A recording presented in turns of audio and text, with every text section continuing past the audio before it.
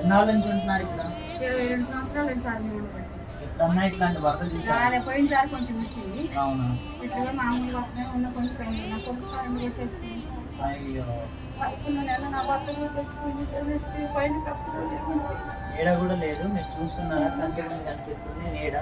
ఈ పెద్ద అమ్మ బాధపడుతుంది. చాలా పెద్ద కష్టం అమ్మ.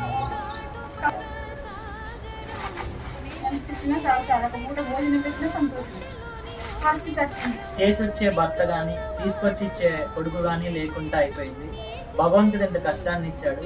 ఎవరైనా ఈ వీడియో చూస్తున్న వారు ఏమైనా ఈ అమ్మగారి కోసం మీరు స్పందిస్తే కింద కామెంట్ సెక్షన్ లో కామెంట్ చేయండి. కానీ అమ్మకి అండగా ఉండడానికి కానీ ప్రయత్నం చేస్తాం.